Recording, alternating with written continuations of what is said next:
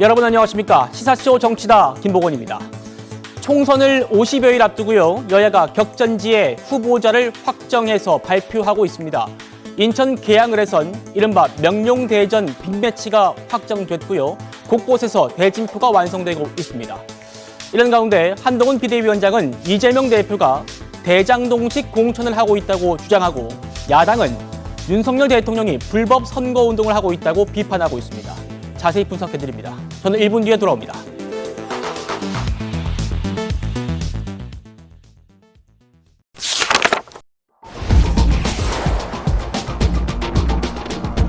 자, 민주당의 공천 갈등이요. 심상치 않습니다. 친명계 인사들을 꽂아넣기 위한 사천, 비선 공천 이런 의혹에 이어서 그젯밤에는 이재명 대표 사무실에서 밀실 공천이 있었다 이런 논란까지 불거지고 있습니다. 이걸 두고 한동훈 비대위원장은 이재명의 대장동식 공천이다 이렇게 평가하기도 했습니다. 저희가 준비한 영상 먼저 보시고 민주당의 공천 잡음 집중적으로 다루겠습니다. 첫마디가 형님 꼴찌에 했대요 그래요. 이재명 대표가 나한테 그렇게 수치를 얘기하니까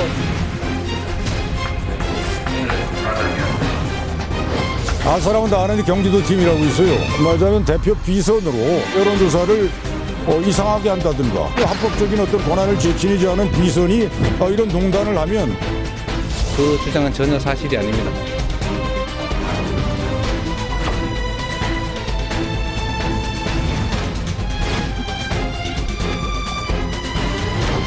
이름도 모르는 측근 인사를 내쫓기 위해서 사람들을 이렇게 제끼는 거잖아요. 그것도 직접 나서서 당의 공천을 대장동 다루듯이 하는 것 같아요. 대장동 비리가 그렇게 이루어진 것 아닙니까?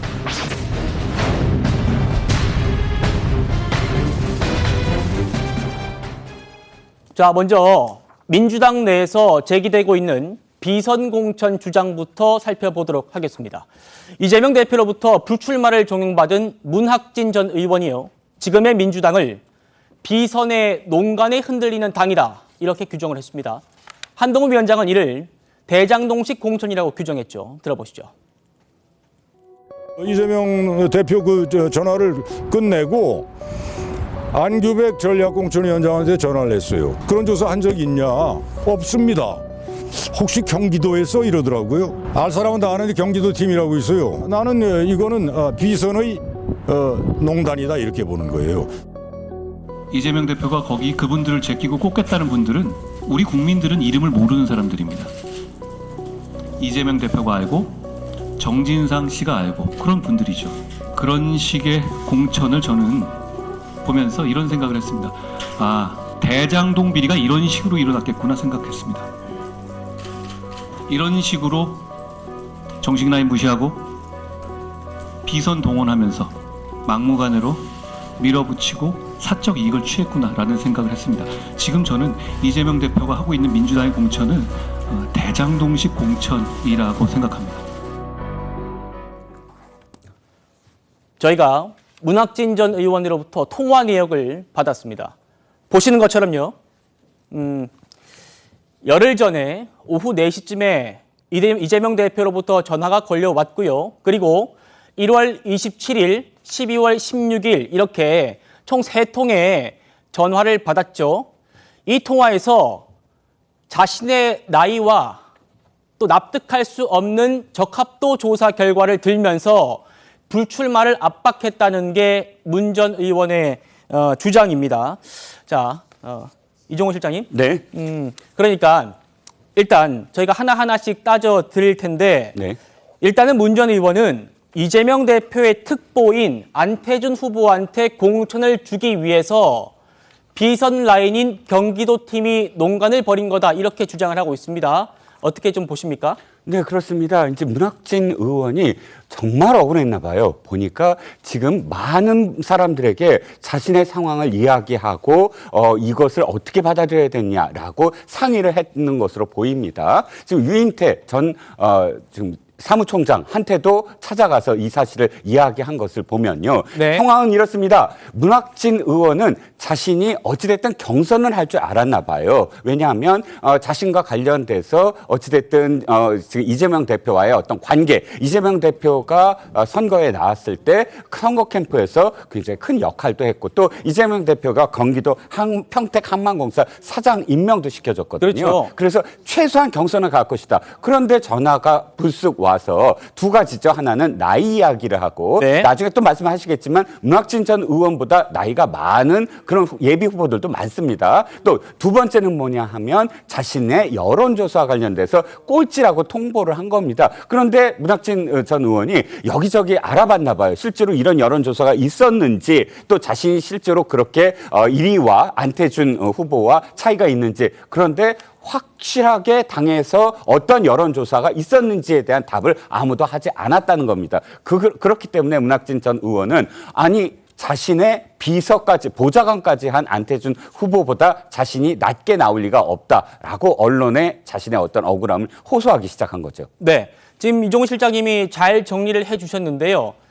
문학진 전 의원이 이재명 대표로부터 두 가지의 얘기를 들었다는 겁니다. 하나는 나이고요. 하나는 경쟁력 조사에서 꼴찌를 했다. 이런 얘기인데요. 정진환 교수님, 하나부터 하나씩 저희가 살펴볼 겁니다. 먼저 나이 부분인데요. 이종훈 실장 말씀하신 것처럼 이제 후보 중에 뛰고 있는 분이 박지원 전 국정원장이 있는데 이분이 올해 81세입니다. 81살인데 박지원 전 원장한테는 아직 불출마 권유를 하지 않았는데 어떻게 나한테 나이로 불출마를 권유할 수 있냐 이 얘기입니다. 어떻게 보십니까? 나이 또는 올드보이 기준이 도대체 뭐냐라고 하는 측면에서 당연히 형평성 논란이 제기될 수밖에 없는 상황입니다. 네. 그래서 이게 단순 나이라기보다는 지역에서의 경쟁력이라든가 또 우리 당의 정체성에 맞는 후보인지 이런 것들이 종합적으로 고려돼야 되지 그냥 나이만을 기준으로 한다면 그러면 추미애 전 장관은 나이가 어립니까? 5선의 중진입니다. 그렇습니다. 박지원 전 장관은 81세입니다. 전주의 정동영 장관은 70세입니다. 자, 문학진 의원은 69세입니다. 69세는 적고 70세는 많고 무자르듯이 할 수 없는 거잖아요. 그러니까요. 그런 의미에서 본다면 나이라고 하는 것을 근거로 드는 것은 후보자들 입장에서 본다면 형평성 논란을 제기할 수밖에 없고 그것이 공천의 기준이 돼서는 안 된다라고 하는 것이 아마도 문학진 후보의 입장이었을 겁니다. 그건 다른 말로 하면요. 당이라는 게 뭡니까? 결국은 20대 30대로 갈 수 있습니까? 또는 60대 70대로 갈 수 있습니까? 결국은 노장청의 조화라고 하는 것이 또 중요한 기준이라는 점에서 한 번쯤은 당 지도부가 고민해야 될 영역이라고 보여집니다. 네. 한동훈 위원장 대장동식 공천이다 이렇게 네이밍을 딱 하고 있는데 이 얘기가 문학진 전 의원이 얘기하고 있는 경기도 팀이 공천을 비선에서 주도하고 있기 때문이다 이런 얘기입니다. 정진상 전 실장 얘기가 나옵니다. 한동훈 위원장의 말인데요. 이어서 한번 들어보시죠. 그 안태준이라는 사람은 이재명 경기지사 때 경기주택도시공사 부사장을 했어요. 정진상 씨 아주 절친입니다. 그래서 그 뭐 부사장도 시키고 어디 이사도 시키고 그러고 이제 이번 국면에서 하겠다 하니까 그 절친인 전 경기도 팀을 사실상 이끄는 정진상 씨는 지금 자택 주거제 안으로 돼 있지 않습니까? 보석으로 나와서. 근데 뭐 들리는 얘기가 다 이렇게 만날 사람 만나고 뭐 방법이 있나 봐요. 통화할 것도 통화하고 그런다고 합디다. 그렇게 해서 야 뭐 내가 시켜줄게. 내가 뭐 이재명 대표하고 뭐 얘기하면 다 되는 거 아니냐. 뭐 난 그렇게 추론을 하고 아마 그게 사실일 것으로 보고. 정진상 씨 같은 분이 아직도 그러니까 과거에 있었던 경기도나 성남에 있던 측근들이 아직도 저 전통 있는 공당을 좌우하고 있나라고 생각합니다. 이재명의 옥중공천은 아닐지 몰라도 정진상의 옥중공천처럼 되어가고 있다고 생각합니다.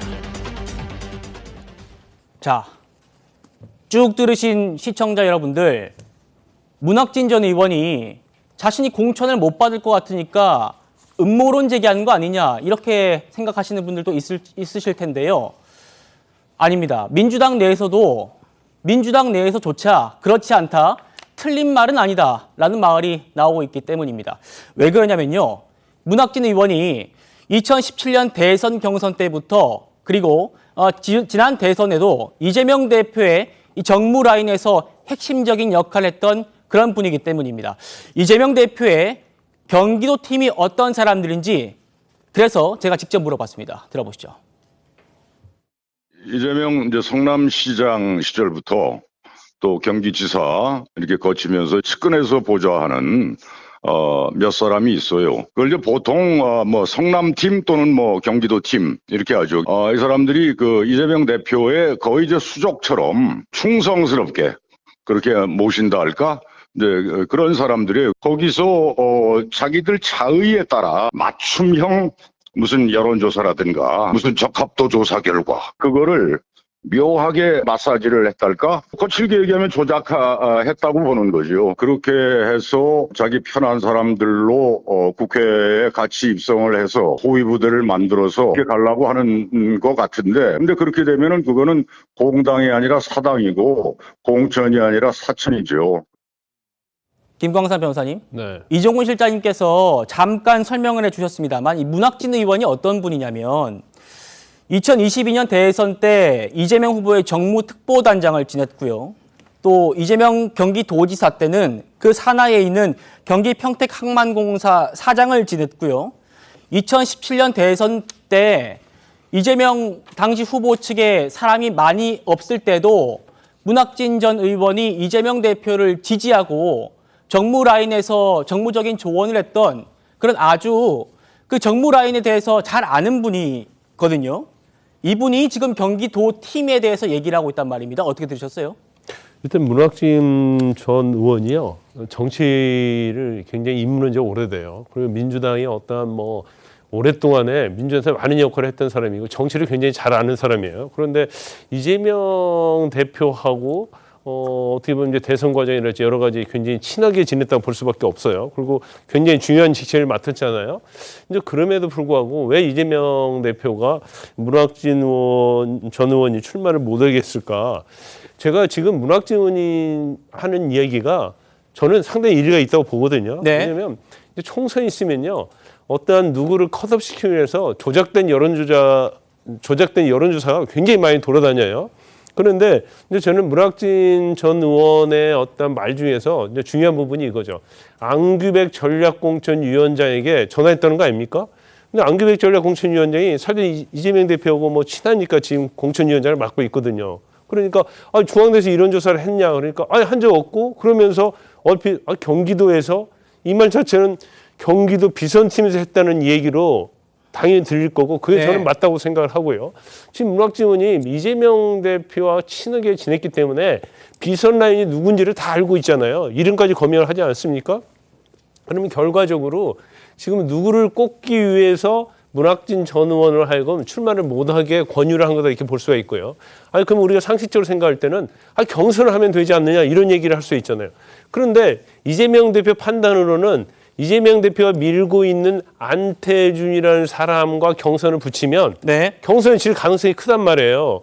그렇기 때문에 이러한 뭐 경기도팀에서 여론을 좀 만들어서 이제 포기하도록 어떻게 보면 설득을 하려고 하는데 지금 이것이 안 되고 있는 거예요. 그런데 지금 만약에 뭐 이 상태에서 문학진 의원이 계속 문제를 삼고 그러면 사실은 이것이 일파만파 총선 시스템 공천이라고 계속 얘기했지만 결국 뭐 최재성 전 정무수석이 이야기한 것처럼 네. 이게 엿가락 공천이 아니냐, 고무줄 공천이 아니냐, 이제 이런 얘기가 나올 수 있는 거죠. 예, 김상희 평론가님. 네. 지금 민주당이 자랑하는 시스템 공천이 무너졌다는 얘기가 있어가지고 저희가 지금 다뤄보고 있는 겁니다. 네. 첫 번째가 지금 저희가 다루고 있는 비선 공천이고, 두 번째가 저희가 뒤에 다룰 밀실 공천인데, 네.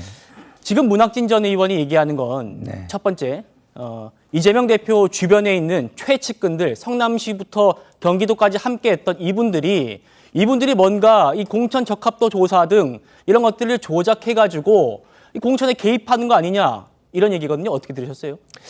그러니까 이게 진실 공방처럼 지금 가고 있는 거잖아요. 이걸 해결할 수 있는 방법은 사실은 간단한 거예요. 그 공천 조사를 한 기록을, 그 과정과 이런 게 다 있을 거 아닙니까? 어디서 했고 어떻게 했고 그 결과는 뭐고, 이런 거를 갖다 이렇게 보여주면서 공정하고 투명하게 했다는 거를 입증을 하면은 끝나는 거예요. 그렇죠. 사실은. 근데 그걸 안 하고 수치를 얘기한다. 뭐 30일, 10일, 10 이렇게 얘기한다. 그러면은 사실은 믿기가 되게 힘들겠죠. 저도 믿기가 되게 힘들어요. 왜냐하면 안태준 후보도 예비 후보입니까? 뭐 안태준 이분도 제가 아는 분이고, 네. 문학진 이분도 아는 분이고, 그리고 저는 경기도 도민이고, 근데 경기도에서 이 두 분의 변별력이 별로 없어요. 예. 변별력이 없는데 20%가 차이가 났다? 그럼 뭔가 이 수치로 이게 제가 납득을 하려면 가져와서 이런 것 때문이구나라는 게 이게 있어야 되거든요. 제가 볼 때는 이렇게 했을 수 있어요. 안태준 후보한테는 이재명의 뭐뭐뭐 했던 안태준. 뭐 여론조사 문항을 그렇죠. 질문을 좀 유리하게 직책을. 그렇게 했을 수 있다는 말씀이죠. 옛날에 이런 게 있었습니다.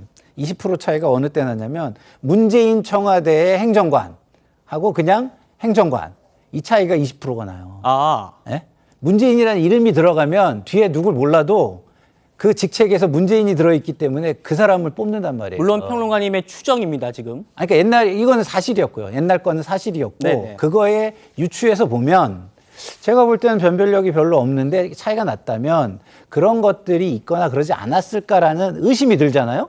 그러면 이 의심을 제가 해소하려면 어떻게 해야 되겠어요?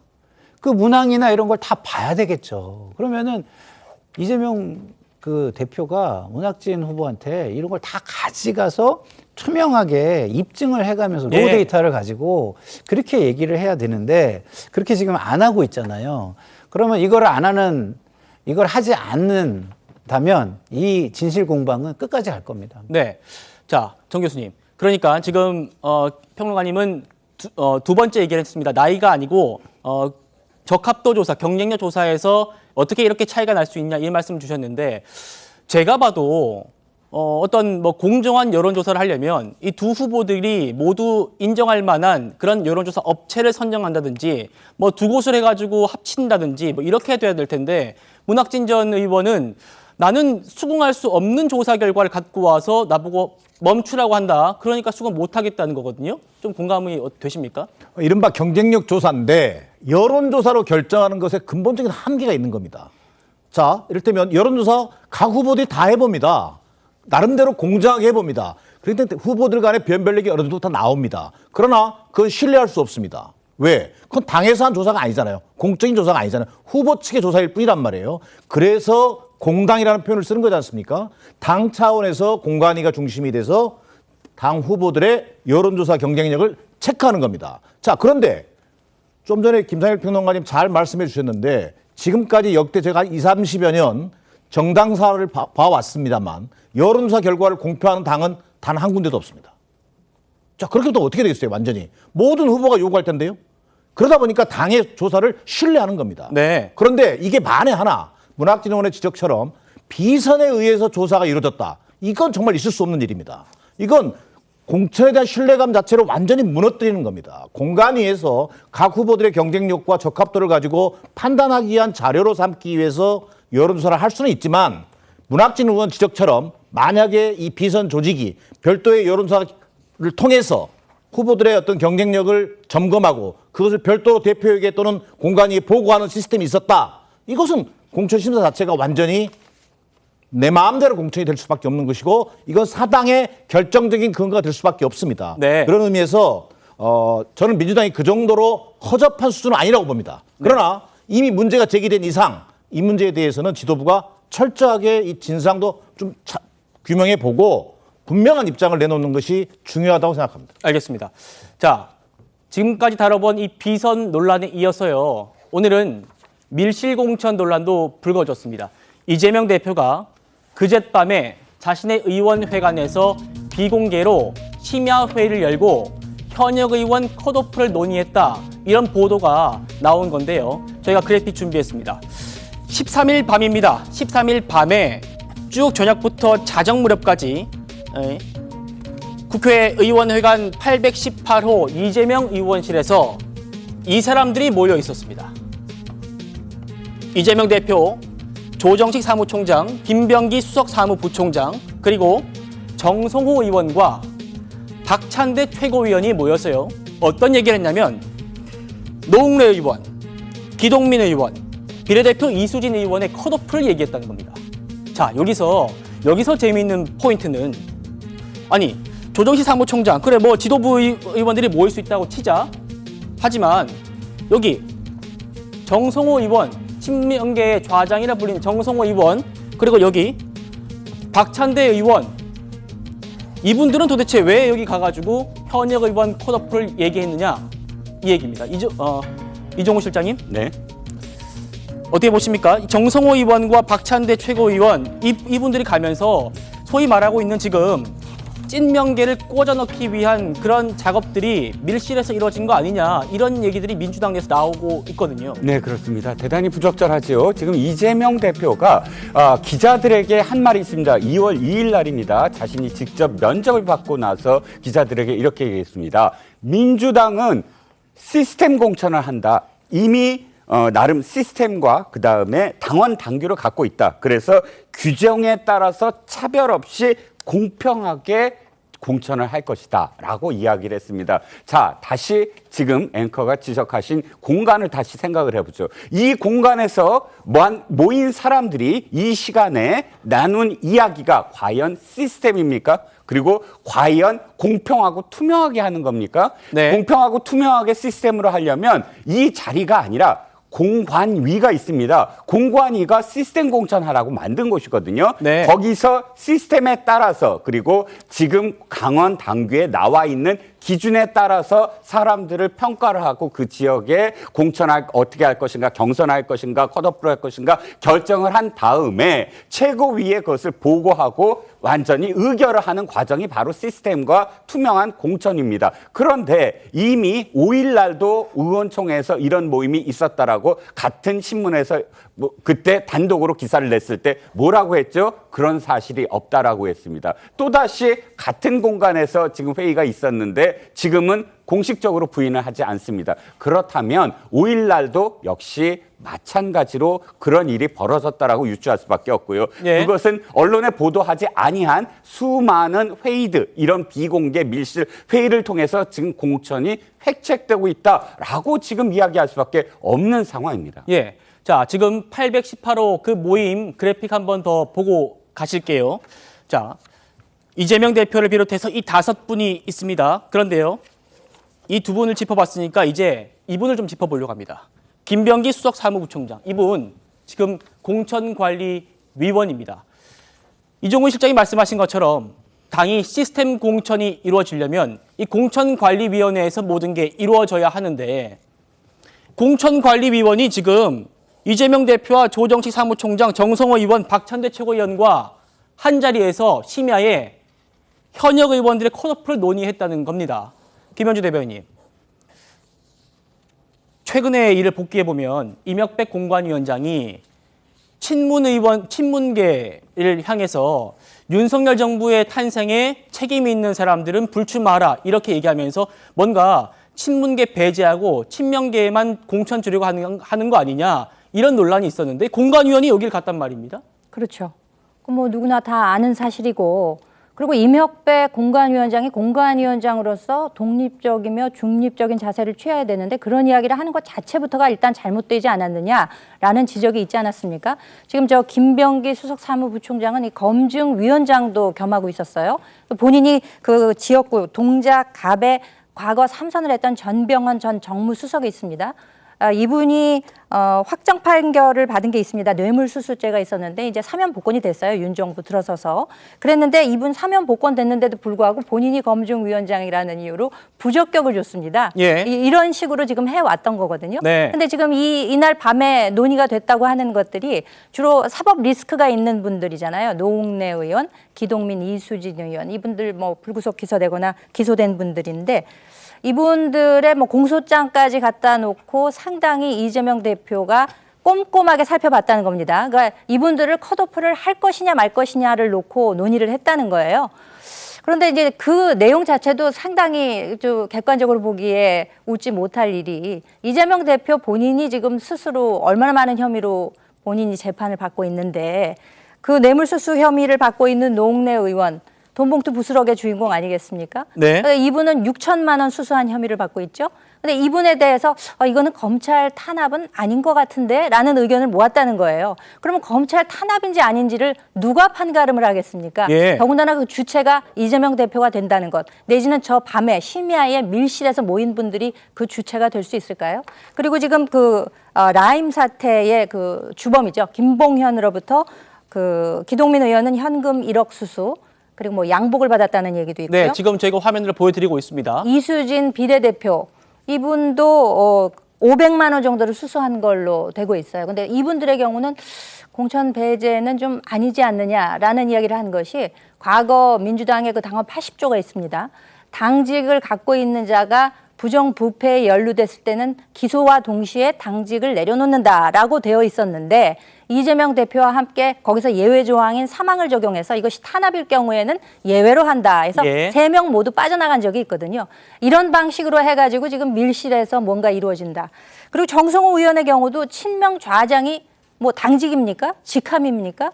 왜 여기에서 함께 이와 같은 내용을 이야기하고 있는 것이냐. 이러기 때문에 지금 당 원로들조차도 이게 뭔가 형평성에 문제가 있는 것이 아니냐라면서 단체로 목소리를 지금 내고 있는 것이 아닌가 싶습니다. 예, 지금 저희가 다루고 있는 이 모임에 참석한 김병기 공관위원, 저녁 회동 이 보도가 와전됐다 이렇게 선을 그었는데요. 해명 들어보시겠습니다.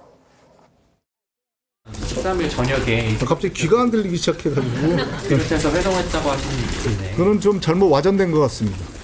오보란 말씀이신 거예요? 만났다는 그건 답변하지 않겠습니다. 제가 참석하지 않았기 때문에 답변하지 않겠습니다.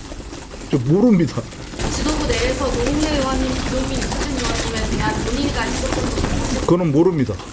의원님이 없으신 상태에서 하나만 논의가 오가는 거에 대해서 어떻게 제가 있는 게 이상한 거 아닌가요? 저는 공간이 위원인데.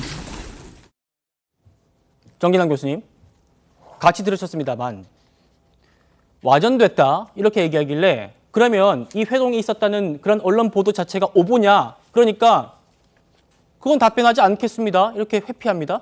어떻게 들으셨습니까? 뭐 그 말은 다른 말로 하면 밀실론이 실제 가능성이 높다라는 얘기고, 사실상 시인한 것으로 봐도 무방하다. 저는 이렇게 해석이 되어집니다. 네. 그리고 저 김병기 의원의 태도도 좀 별로 마음에 들지 않아요. 너무 좀 별일 아닌 것처럼 얘기하고 있어요. 태도가요? 태도조차도. 그런데 네. 뭐 태도를 제가 지적하는 것은 너무 범주를 넘어선 것 같고요. 저는 오히려 이 공천을 앞두고요, 공관위에 참석하는 의원들이 대부분 원외 인사들입니다. 사실은 현역 의원 한 사람 한 사람에 대한 평가를 하기가 대단히 어렵습니다.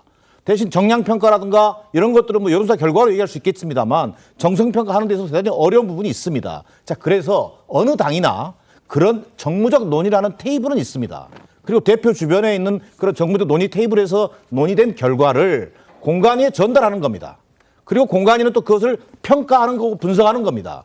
거기서 나름대로 또 판단을 하는 겁니다. 저는 이게 하나의 시스템이라고 볼 수 있습니다. 자, 그런데 이게 왜 밀실에서 이루어지느냐는 지적은 충분히 가능합니다만, 그런 정무적 논의 자체는 필요하다. 자, 그렇다면 그게 시스템에 의해서 착착 그 다음 단계로 넘어가고 또 다음 단계 넘어가서 최고위에서 마지막 결론을 내리는 겁니다.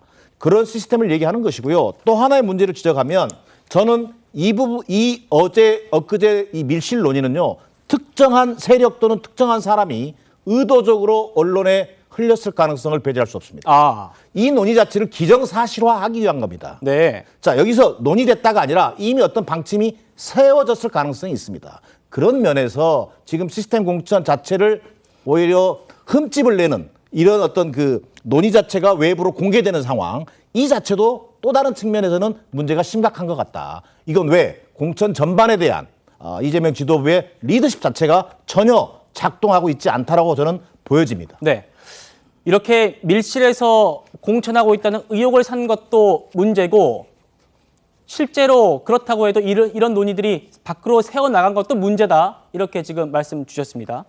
자, 이 공간에서 논의의 테이블이 올랐던 노웅래 의원 얘기 좀 해보려고 하는데요. 노웅래 의원이 그래픽 준비되어 있습니까? 자, 노웅래 의원이요, 나는 정치 탄압을 받고 있다 이렇게 주장을 하고 있는데, 왜 노웅래 의원은 왜 그러면 이 컷오프 대상에 올랐냐 이렇게 물어보니까 민주당 핵심 관계자가 이렇게 얘기를 했다는 겁니다. 노웅래 의원은 검찰의 부당한 기소로 보기 어렵다. 부당한 기소로 보기 어렵다는데 일치가 봤다. 이렇게 얘기를 하고 있습니다. 김광산 변호사님. 네. 자, 그러면 여기서 이제 나오는 질문은 이거죠. 사법 리스크로 가장 많은 재판을 받고 있는 사람이 이재명 대표인데 그럼 이재명 대표는 부당한 기소를 받은 거냐? 이 질문 아니겠습니까? 그러니까 간접적으로 그렇게 얘기를 하고 있는 거죠. 그런데 이제 민주당 공천이 계속 우리가 시스템 공천 얘기를 하고 있는데 이제 시스템이 완전 무너졌다고 볼 수가 없어요. 그 근본적인 이유는 이제 이재명 대표에게 있을 수밖에 없어요. 왜냐하면 지금 민주당 공천의 기준을 보면 뭐 여러 가지 뭐 5가지 뭐 그런 얘기가 있는 그런 것들이 기준이 있긴 하는데 제가 볼 때는 한 2가지 정도예요. 첫 번째는 이제 사법 리스크와 관련된 부분. 그래서 지금 기동민이랄지 노웅래 의원, 뭐 이수진 의원 이런 사람을 컷오프 할 것인가. 왜냐하면 이 사람들이 기소돼서 재판받고 있잖아요. 그런데 황운하 의원은 또 징역 3년 받은 사람 아닙니까? 그런데 이 지금 컷오프 대상이 되고 있는 사람들의 범죄 혐의하고요. 이재명 대표의 혐의와 비교하면 이거 세 발의 피거든요. 그러면 이 엄청난 혐의를 받고 있는 이재명 대표는 어떻게 보면 공천에서 아무런 뭐 무풍지되고 그다음에 자신들이 거기에 비하면 별것도 아닌 범죄다고 생각할 건데 그럼 나는 이게 컷오프 대상이냐? 이거 굉장히 불만이 있을 수밖에 없고 누가 거기에 승복을 하겠습니까? 만약에 저 3명이 공천에서 배제되면 이재명 대표와 사법 리스크와 관련해서 불만을 표출할 거예요. 그다음에 이제 2번째 공천 기준이 아마 윤석열 대통령에 대한 대통령 당선되는데 기여한 사람이 기준이 되는 것 같아요. 그래서 이제 친문에 대해서 특히 임종석, 노영민에 대해서 지금 공격하고 있고 공천 줄 수 없다고 하는 얘기를 하고 있는 거 아닙니까? 그런데 그 부분도 마찬가지죠. 이재명 대표가 제일 대통령 후보로 나가서 떨어졌고 윤 대통령이 당선인데 1등 공신인데 또 여기에서 또 잣대가 또 흔들리는 거예요. 그다음에 추미애 전 의원도 마찬가지죠. 어떻게 보면 윤 대통령이 배출하는 데 있어서 가장 또 1등 공신 중에 하나인데 그러다 보니까 이제 기준이 없어져 버리는 거예요. 민주당 내에서. 그러니까 밑에서 이제 밀실로 하려고 하는 저런 이제 고무줄 같은 엿가락 같은 이제 공천이 자행이 되고 있다. 저는 그렇게 보고 우리가 이렇게 주목해 보면 돼요. 어떻게 주목하냐면 결과를 보면 압니다. 공천된 사람 중에서 과연 친명이 어느 정도 차지하느냐. 그 결과를 보면 이게 밀실 공천인지 그렇지 않는지를 뭐 바로 알 수 있는 거죠. 자, 이러기 때문에 이렇게 기준이 모호하다는 얘기가 민주당 내에서도 나오기 때문에 노웅래 의원은 나 컷오프 되면 무소속으로도 나오겠다. 이렇게 강하게 입장을 내고 있는 겁니다. 한동훈 위원장도요. 노웅래 의원이 이렇게 출마 선언까지 한 건 전부 다 이재명 대표 때문 아니냐. 이렇게 날을 세웠습니다. 들어보시죠. 검찰공화국의 지금 핍박을 대표적으로 받는 게 이재명 대표 아니에요? 우리 같은 사람, 정치 탄압받고 같은 우리 같은 사람도 함께 싸울 수 있도록 하자는 게 규정에 따른 시스템 공천 아니에요? 대표만 혼자 싸우지 않게 우리 같이 싸워서 이길 수 있도록 하겠다. 노웅래 의원 입장에서 생각해보면 이재명 대표가 저렇게 출마하는데 자기는 안 나가겠다 이런 생각하기 어렵지 않을까요? 모든 문제는 이재명 대표에서 비롯되는 것 아닌가 싶습니다. 이재명 대표가 자기는 억울한 기소고 노웅래 기소는 수긍할 만하다 이런 얘기를 아무리 이재명 대표가 뻔뻔해도 할 수 있겠습니까? 자, 어제 밀실 공천 논란에 그 테이블에 올랐던 지금 얘기하고 있는 이 노웅래 의원이요. 조금 전에 입장을 냈습니다. 자신의 SNS에요. 지난 13일 저녁 당의 지도적인 위치에 있는 몇 분이 모여서 현역 컷오프 논의가 있었다고 보도가 됐는데 마치 당의 공식 논의인 것처럼 보도돼서 유감스럽다. 그러면서 보도된 논의의 참여자들을 볼 때 당의 공천 관련 공식 논의 기구가 아님은 분명해 보인다. 그러면서요. 이 비공식 논의 구조에서 특정 후보에 대한 결정적인 내용의 논의를 하고 언론에 알린다면 이는 명백한 밀실 논의이자 이기는 공천, 시스템 공천을 부정하는 오해를 살 수 있다. 이렇게 얘기를 했습니다. 평론가님. 네. 노웅래 의원도 이거는 명백한 밀실 논의 아니냐 이렇게 반발하고 있습니다. 어떻게 보십니까? 저거는 뭐 노웅래 의원이 아니고 모든 사람에게 물어봐도 저것이 사실이라면 지금 뭐 보도가 사실인지 아닌지 제가 완전히 확인한 건 아니니까 사실이라면 저거는 밀실 공천의 비난을 받을 수 있고요. 그리고 뭐 자의적인 공천 내지는 사당화된 공천이라는 비난을 받을 수밖에 없겠죠. 왜냐하면 네. 이런 겁니다. 기본적으로 지금 공관이라는 건 집행기구예요. 집행기구 일종의. 근데 공천을 집행하는 기구가 아닌 사람들이 만난 거잖아요. 그러니까 예를 들어서 정무적인 판단을 공관위에 전달한 거하고는 얘기가 다른 거죠. 공관위는 공관위대로 회의를 하고 네. 예를 들어서 당 대표의 정무라인은 정무라인대로 회의를 해서 정무라인의 의견이 어떤 게 있는데 공관위로 그냥 전달이 됐다. 그러면은 공관위가 이걸 참고를 하든지 아니면 이게 뭐 객관적인 근거가 없다라고 판단을 하든지 등등 해가지고 또 나름대로의 의견을 또 다시 최고위원회나 이런 데로 보낼 수가 있잖아요. 네. 독립적으로 해야 되는 겁니다. 예를 들어가지고 대통령실이 검찰하고 마주 앉아가지고 어떤 사건에 대해서 이재명 당대표 사건에 대해서 논의를 했다. 어떻게 되겠습니까? 알겠습니다. 객관성이 완전히 날아가 버리잖아요. 예. 그거하고 굉장히 비슷한 지금 구조인 겁니다, 이게. 예. 자, 그럼 김현주 대변인. 네. 노웅래 의원의 혐의에 대해서 이재명 대표의 측근이라는 분이 라디오에 나와서요. 이재명 대표는 돈 봉투를 받은 게 명확하지 않지 않냐? 그러면 뭐 노웅래 의원은 돈 봉투 받은 거 맞지 않냐 이 얘기입니까? 어떻게 들으셨어요? 노웅래 의원도 처음에 검찰 탄압이라 그랬죠. 본인은 그 불법 정치 자금을 수수한 사실이 없다 그랬죠. 근데 재판에 나가서 받긴 받았다 그랬잖아요. 인정을 했잖아요. 이제 돈 봉투만 그러면 받고 안 받고가 만약에 문제라면 그 규모를 한번 비교를 해보죠. 6천만 원 수수한 것이 있고 본인의 집에서 노웅래 의원은 뭐 3억 정도의 돈다발이 나왔다. 이제 네. 그게 본인이 뭐 출판 기념회하고 뭐 조의금 받은 걸 모았다. 뭐 그런 이야기를 했음에도 불구하고 하여튼 뭐 그런 정도의 규모라면 예를 들면 이재명 대표의 경우는 지금 뭐 10개 넘는 혐의로 일주일에 3번씩 재판에 출석을 하고 있는데 그 혐의들을 보면 대장동의 경우는 소수가 3억 5천을 투자해서 수천억대의 그 짬짬이로 그 소수가 수익을 나눠 가졌다는 거 아니겠습니까? 그리고 지금 백현동 엊그제 뭐 김인섭 그 결과가 나왔습니다만 그 배임 혐의도 200억대예요. 그럼 규모로 봐도 비교가 안 되지 않습니까? 이런 상황에서 노웅래 의원이 그랬을 거예요. 처음에는 본인이 이제 나는 더 이상 정치 생명은 끝났겠구나라고 생각을 했을 겁니다. 그리고 다른 외부에서 보기에도 저기는 무주공산이 됐겠구나 해서 많은 분들이 이제 거기에 출사표를 던졌죠. 네. 근데 시간이 지나면서 생각을 해보니까 이 대표는 저렇게 많이 출석하고 나보다 규모도 훨씬 크고 한데도 대표하고 출마하고 다 자연스러운데 난 이거 뭐지라는 생각을 문득 하게 됐을 거예요. 그렇게 됐기 때문에 예비후보 등록하고 어제 출마 선언하고 했을 겁니다. 나도 가능하다. 우리 같은 사람이라고 표현하지 않습니까? 이재명 대표와 자신 같은 사람. 그러니까 이렇게 검찰 탄압을 받아서 그 수사를 받고 재판에 나가고 하고 있어도 얼마든지 할 수 있다라고 자기 합리화를 하고 있는 겁니다. 알겠습니다.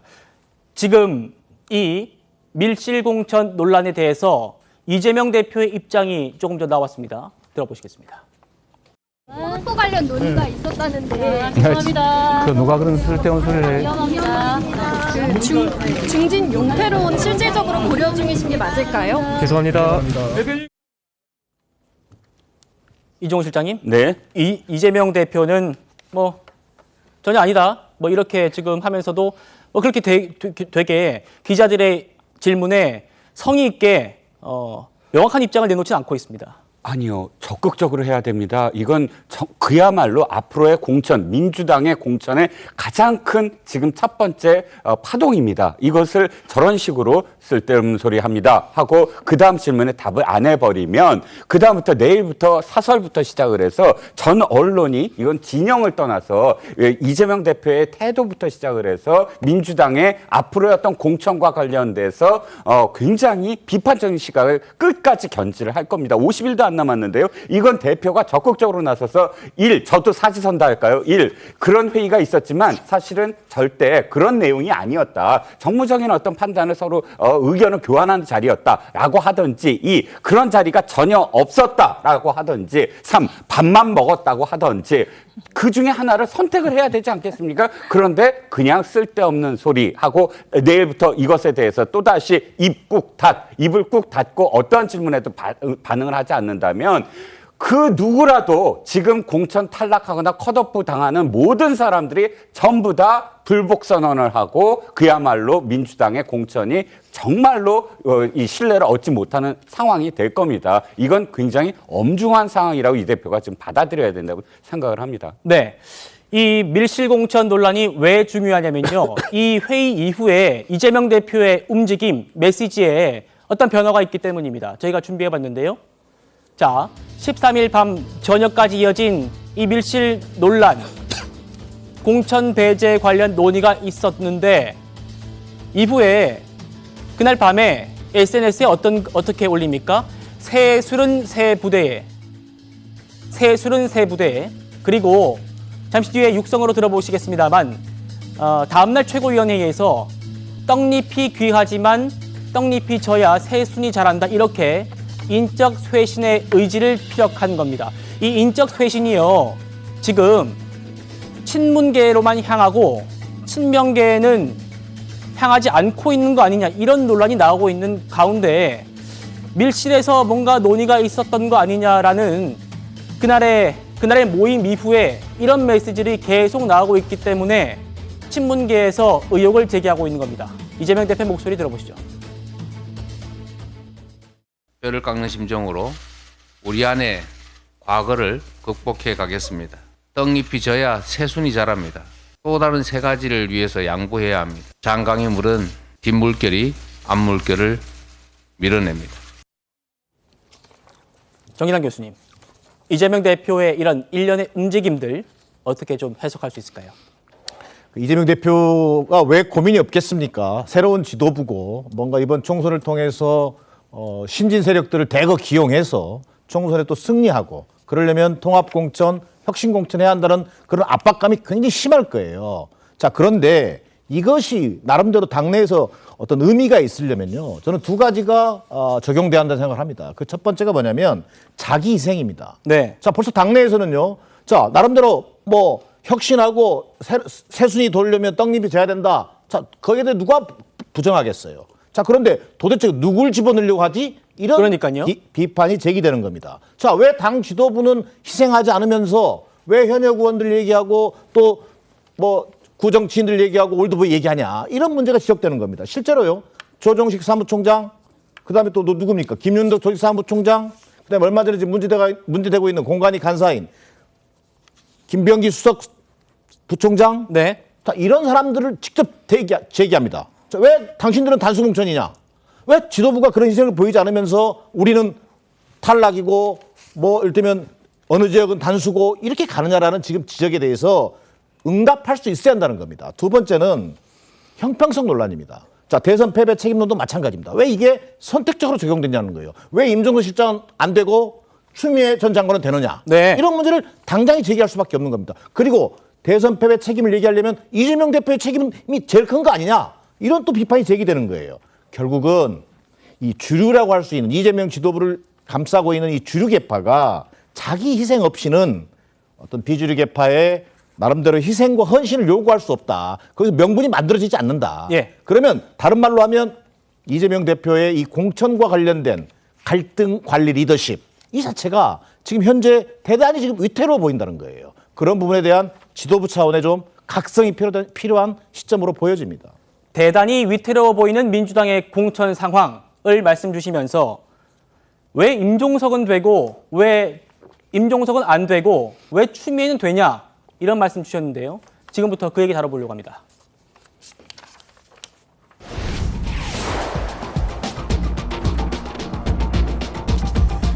보신 것처럼 이재명 대표가 일부 사람들한테는 직접 불출마를 설득하고 있는데 추미애 전 장관한테는 출마를 요청했다, 이런 보도가 나왔죠. 그래서 그 부분을 좀 다뤄보려고 합니다. 두 사람 민주당 경선을 치를 때부터 명추연대다 이러면서 화기애애한 모습을 보였습니다. 그때 모습 준비했습니다. 대장동 개발 사건에 대해서 많은 의혹들이 해소돼 가고 있다 이렇게 저는 생각하고요. 지혜로운 개발 방식이었다 평가를 하고 싶습니다. 그런데 야당이나 언론 심지어 이낙연 후보께서도 이재명 후보의 개인 비리 문제로 의혹을 자꾸 부풀리고 있어요. 야당의 그 꼼수에 넘어가는 것 아닌가. 그 말씀은 전적으로 맞습니다. 이재명 후보님하고 저하고 네거티브로 안 빠지고 즐거우시죠? 맞습니다. 네, 이런 2등 후보가 이낙연 후보가 아니라 저 추미애라면 경선 대흥행이 될 텐데 동의하시죠? 네, 알겠습니다. 네, 동의하셨습니다. 이정호 실장님. 네. 설 연휴를 앞두고 이재명 대표와 추미애 전 장관 이렇게 배석자 없이 단독으로 만났습니다. 여기서 이재명 대표가 추미애 전 장관한테는 불출마가 아니라요, 총선에서 역할을 해달라는 그런 얘기를 한 걸로 저희가 지금 전해지고 있습니다. 물론 뭐 소위 말하는 양지는 아니고 험지를 중심으로 좀 나가달라 이렇게 얘기를 하고 있나 본데, 추미애 전 장관은 내가 총선 승리에 기여하겠다면서 조금 험지보다는 내가 좀 해볼 만한 데를 달라 이렇게 좀 얘기를 하고 있다는 보도들이 나오고 있습니다. 어쨌든 이재명 대표가 이런 움직임은 친명 후보들을 공천하려고 하는 그런 움직임의 일환 아니냐 이런 해석이 나오거든요. 두 가지겠지요. 일단 좀 전에 말씀하셨던 이야기, 그러니까 두 사람이 나눈 이야기는 아까부터 저희가 계속 이야기되는 시스템 공천과는 진짜 거리가 멀어 보입니다. 아무리 자신을 경선 과정에서나 혹은 또 당권 도전, 그러니까 대선에서 패배한 그런 그 당사자가 다시 재보궐선거에도 나오고 또 당권 도전을 했을 때 추미애 전 장관 그때도 사실 굉장히 많은 응원을 보냈습니다. 그게 고맙겠죠. 하지만 그 고마움이 사사로움으로 남아서 이렇게 공천 과정에서 직접 공천을 해주겠다, 어디를 간다 이렇게 이야기를 나누는 광경이 아까 밀실 공천과 오버랩 된다면 이것은 그야말로 사천일지 공천이 아닙니다. 이재명 대표가 고마운 사람들한테 한 자리씩 내주는 게 어떻게 그게 공천입니까? 공천이 아니지요. 그 광경을 우리는 목도하고 있는 것이고요. 지금 이 추미애 전 장관은 두 가지의 쓰임새, 추 장관이 좀 기분이 나쁘시더라도 활용도가 있을 것 같습니다. 하나는 친문 저격. 그러니까 지금 추미애 전 장관이 지금까지 보여주는 어떤 그런 그 SNS의 활동이라든지 또는 이재명 대표를 지원하는 그 속에는 사실 이게 있습니다. 문재인 대통령이 바로 자신을 불러서 독대를 했는데 윤석열 검찰총장에 대한 징계를 반대하고 도리어 나를 자르더라. 이 말부터 사실상 친문과 굉장히 거리를 두고 문재인 대통령과 그 친문 그룹에 대해서 공격적인 태도를 취하거든요. 네. 그런데 지금 이 공천을 하려면 상당히 많은 사람들을 사실 그 자리를 비워야 되고 그 많은 사람들이 바로 친문 그룹들이라고 생각을 한다면 추미애 전 장관을 공천을 줌으로써 추미애 전 장관이 그 구도, 친문을 솎아내기 위한 구도에 앞장설 수 있는 사람이다. 이런 쓰임새가 사실상 이재명 대표가 추미애 전 장관을 만난 이유다라는 생각이 들었습니다. 네, 지금 저희 자막으로 나갔습니다만 민주당 내에서 이 추미애 전 장관을 전략 공천으로 하려고 한다 이런 얘기들이 나오고 있죠. 그 예상 후보지 중에 하나입니다. 서울 동작을인데요. 이곳에 지금 현역 의원이 누굽니까? 지금 보시는 이수진 의원이죠. 그런데 이재명 대표가 이 이수진 의원에게 전화를 걸어서 의미심장한 얘기를 했다는 겁니다. 이 얘기입니다.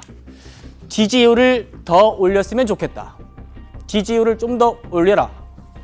자, 김광선 변호사님.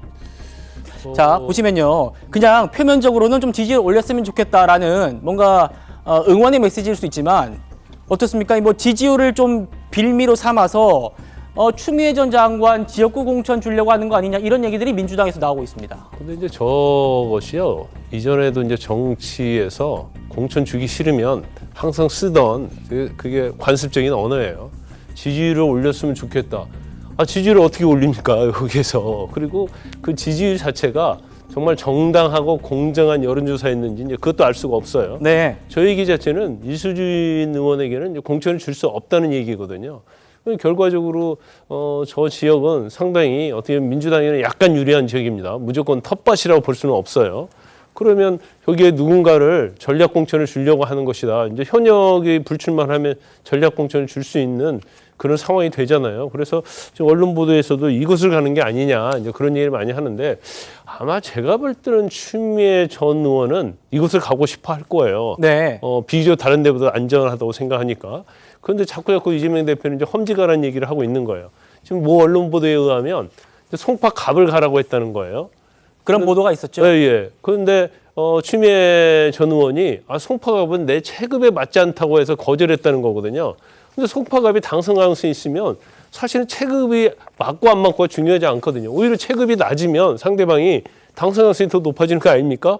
본인은 송파갑 나가면 사실은 당선 가능성이 없다고 생각하니까 좀 더 안전한 지역을 찾으려고 하는 거고, 이재명 대표는 총선이 됐건 민주당에서 어떻게 보면 윤석열 대통령이랄지 이제 국민의힘에 대해서 공격수를 쓰고 싶은 그런 마음이 있는 것 같아요. 네.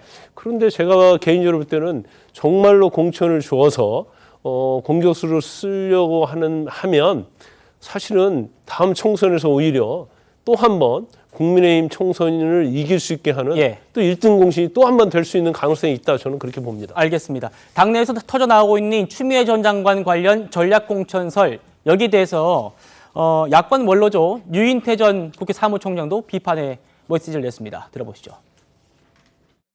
윤석열 키우는데 추미애 장관이 더 공이 훨씬 더 크지. 법무장관 하면서 너무 그 운반을 거칠게 해가지고 오히려 윤석열 검찰총장을 키워줬다. 이렇게 보는 여론이 더 많잖아요. 우리 지금 국민들의 시각. 하여튼 자기 식구라고 생각해서 저렇게 챙기려고 하는 모양이죠.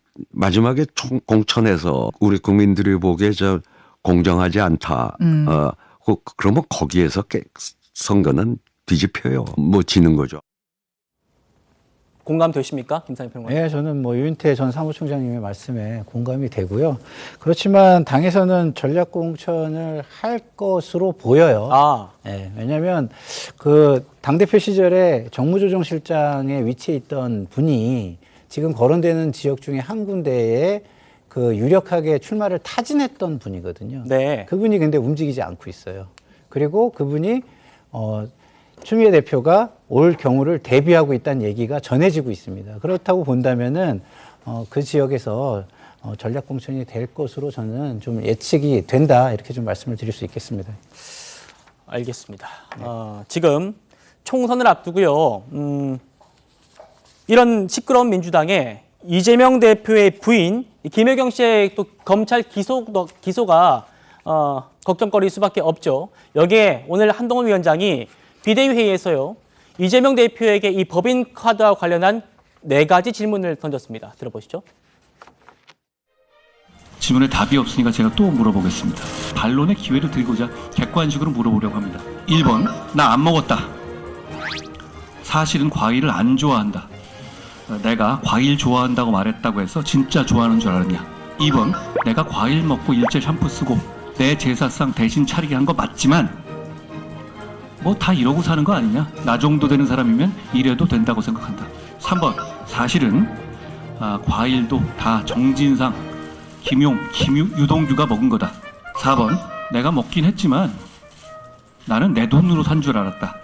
근데 이 4번은 빼겠습니다. 제가 생각해도 액수가 이렇게 크고 이렇게 장기간 이어지고 수발 전담하는 공무원만 여러 명이 있었는데 이 보기를 넣으면 제가 드리는 문제의 수준이 떨어질 것 같네요. 답을 주시기 바랍니다. 한동훈 장관이 과일 먹은 사람이 답변을 해야 된다는데 맞습니다. 정말 요즘 좋은 얘기 자주 하셔서 명품백을 받은 분이 명품백에 대한 입장을 밝히셔야 되지 않겠습니까? 명품백 받으신 분이 직접 해명하고 사과도 하고 필요하면 검찰 수사도 받았으면 좋겠습니다.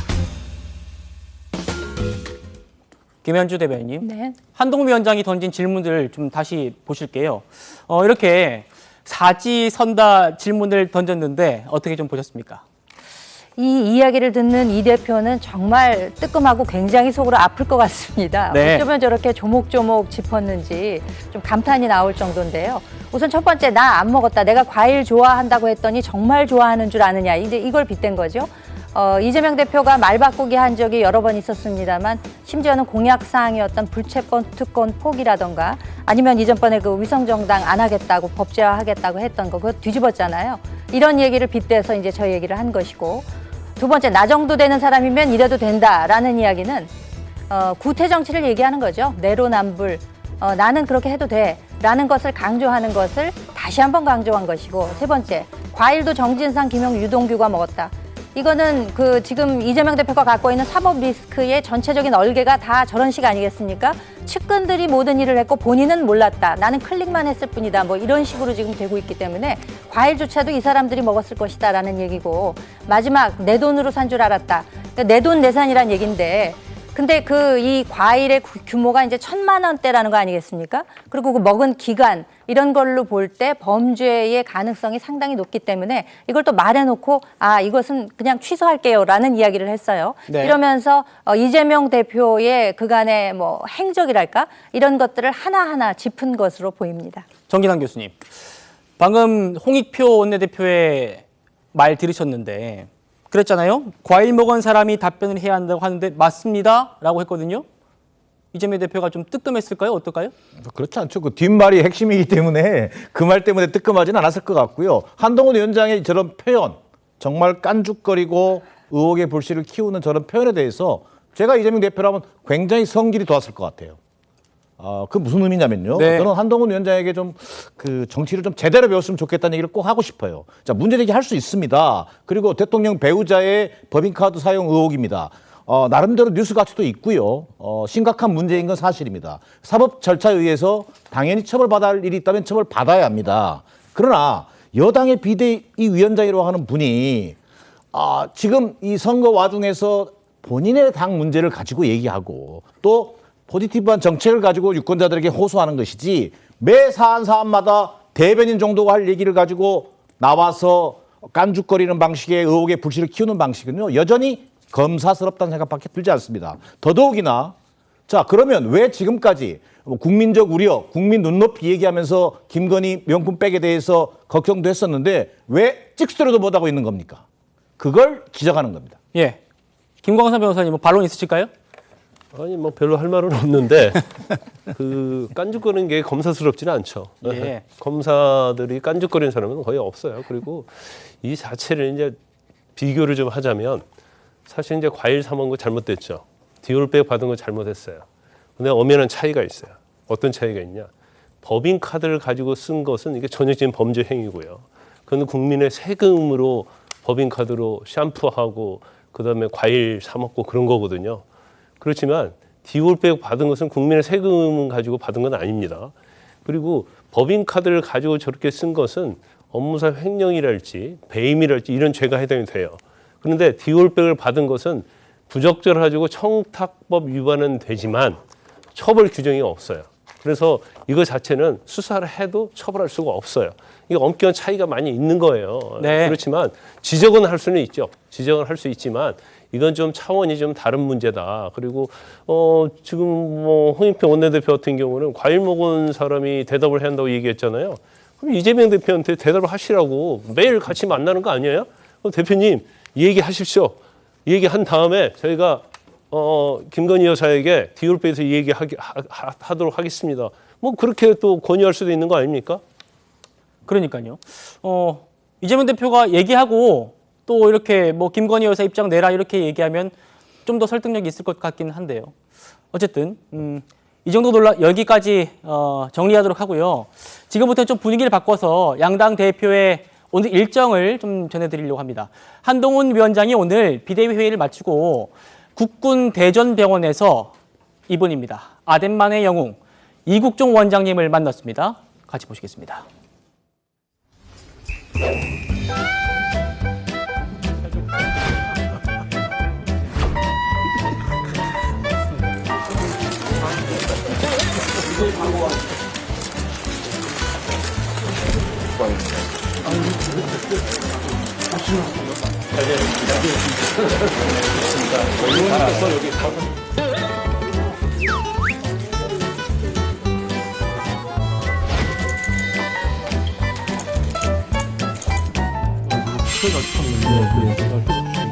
저도 공군 대위도 했었는데 확실히 특전사 씨니까 피부가 다르시고 신체가 다르시네요. 필요하시기를 즐겁습니다. 고맙습니다. 잘해주십시오. 김현주 대변인님. 네. 같이 보셨습니다만 한동훈 위원장이 대전 국군병원장에 취임한 이국종 교수와 함께 우리 또 장병들도 살피고 그랬는데 두 사람이 또 인연이 또 있다고 하더라고요. 어떻습니까? 네, 과거부터 잘 아는 사이죠. 손도 2번씩이나 지금 꽉 잡았잖아요. 네. 그 명예 해군 대령입니다. 지금 이국종 원장의 경우에는 작년 12월에 취임을 했습니다. 뭐 국민 여러분들 다 아시다시피 아덴만의 그 여명 작전에서 석해균 선장이 총상을 입었을 때 이분의 목숨을 구해준 분으로도 알려져 있죠. 지금 현재 이제 군 의료 체계 같은 것도 점검을 하고 지금 입원해 있는 장병들도 위문하고 그러니까 여당 대표로서의 이제 행보를 보이는 것인데요. 지금 특전사 특전사인 입원해 있는 장병을 만나서는 본인이 이제 공군 대위를 했다. 이제 이런 이야기도 나누면서 네. 여당 대표로서 보일 수 있는 행보 그리고 또 청년들 행보 어제와도 이어지는 행보라고 볼 수 있겠습니다. 네. 오늘 이재명 대표도 지방 일정을 소화했습니다. 바로 충북 청주에 있는 충북대학교를 찾았는데요. 같이 한번 보시겠습니다. 그런데 작품의 현실을 보면 상대를 헐뜯고 흠을 잡고 모욕 주고 그렇게 여당인지 야당인지 알 수가 없어요. 이미 자신의 권한으로 할 수 있는 일이고 그전에도 하겠다고 약속을 했음에도 불구하고 다시 총선에서 표를 줬으면 그때 하겠다 그 얘기를 합니다. 이걸 저희가 정책 사기라고 부르고 있습니다. 동네 아이들 말싸움할 것도 아니고 자꾸 뭔가 시비를 던지는 그런 모양을 연출하면 우리 국민들께서 보시기에 괜찮지 않을까. 김상희 평론가님. 네.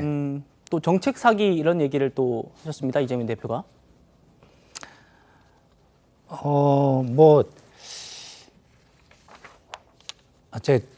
죄송합니다. 잠깐.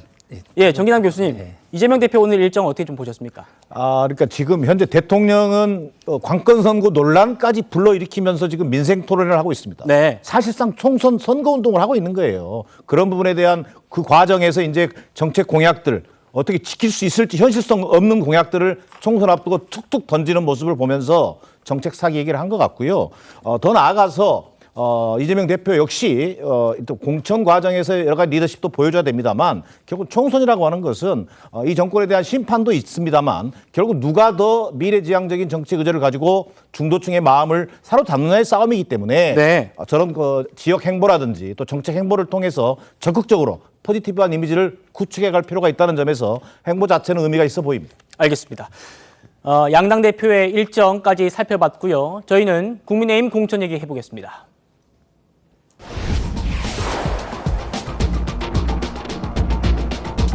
자, 국민의힘이 오늘 경기, 인천 지역의 공천 명단을 발표했습니다.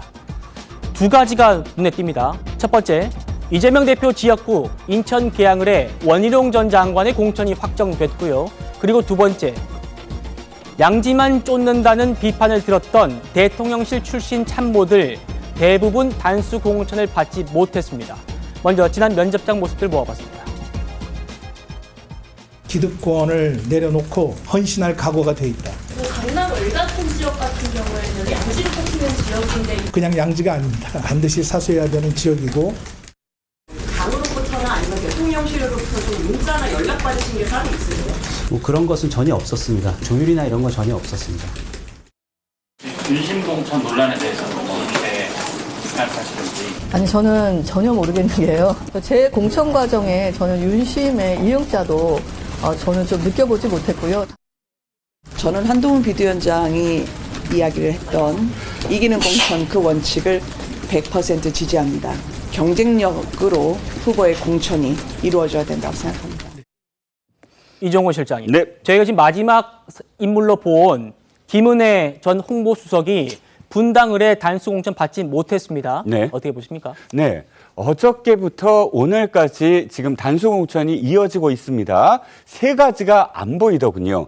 첫 번째가 뭐냐면 불복이 안 보입니다. 불복. 2016년도와 2020년 예. 자유한국당, 미래통합당과 그다음에 새누리당의 공천 기억하시죠? 이한구 공천위원장과 김무성 대표가 뭐 옥새 들고 나르샤 싸웠던 2016년도 돌아가면 그때 당시 2월달과 3월달에 공천 발표만 하면 모두 다 불복을 했습니다. 네. 거의 모든 탈락자들이 불복을 하고 당사 앞에서 시위를 벌이고 시끄러웠습니다. 2020년 마찬가지였습니다. 김영호 공관위원장이 사천을 했다. 이렇게 지금까지 비판을 받았던 그 공천도 마찬가지입니다. 그런데 어저께 25명이나 되는 단수 공천자가 발표가 있었습니다. 어저께 어떤 일이 벌어졌습니까?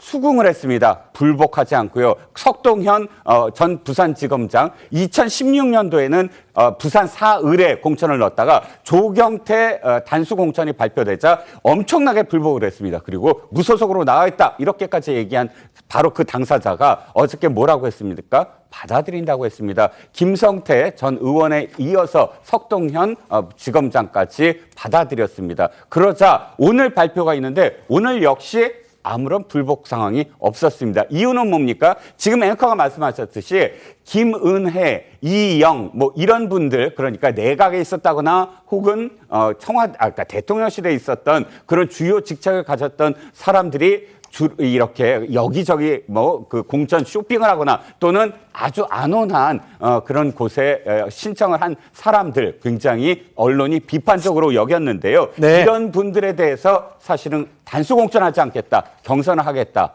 또는 재배치를 하겠다 이렇게 지금 공천의 흐름을 보이자 불복 흐름이 없어지고 사천과 그다음에 내리꽂음 이런 논란이 세 가지가 다 없어진 겁니다. 지금 현재는 그래서 순항을 보이고 있다. 왜냐하면 이렇게 공천의 어떤 기준이 공정하고 투명하게 보이기 때문이다라고 보여집니다.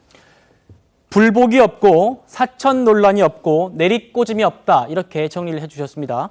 국민의힘은 지금 수도권 최대 격전지이자 험지로 꼽히는 이 수원에도요. 수원에 뭐 총 5개 지역구가 있는데 이곳 중에서 3곳의 후보를 일찌감치 확정을 했습니다. 김영훈 국민의힘. 지금 보시면 모두 정치 신인들이에요. 이번에 확정된 분들이. 그러니까 조기에 좀 후보를 확정해서라도 빨리 바닥 민심을 다져라 이런 걸까요? 어떻게 해석하십니까? 그렇죠. 뭐 사실 지금도 빠르진 않습니다. 지역구에서 뛰는 분들한테는 정말 하루가 금과 같은 그런 시간이 될 텐데요. 사실 뭐 수원이 5개 지역구가 있습니다만 지난번 21대 총선에서 뭐 완전히 민주당이 싹쓸이를 했고 네. 수원뿐만 아니라 수도권 전체를 볼 때도 121석 가운데 16석만 국민의힘이 차지를 했었기 때문에 지금 뭐 모든 곳이 격전지, 모든 곳이 험지일 수 있고 전부 도전해야 하는 지역임에 분명합니다.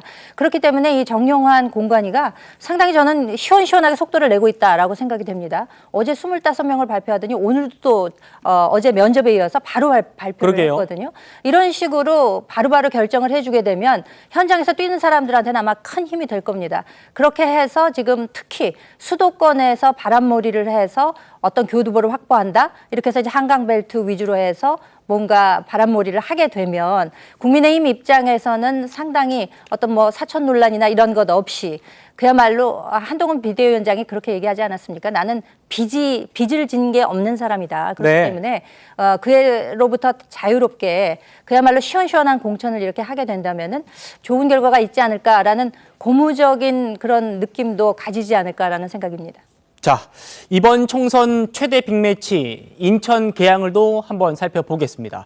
들으신 대로 원희룡 전 장관이 단수 공천을 받으면서 사실상 명룡대전이 확정됐습니다. 두 사람의 신경전부터 보고 오시겠습니다. 그 원희룡 장관도 이번에 그 계양을 출마하겠다고 선언했는데 승님 혹시 하실까요? 이재명 대표의 주변이 하나씩 무너지고 있고 이재명 대표의 끝이 멀지 않았다고 보여집니다.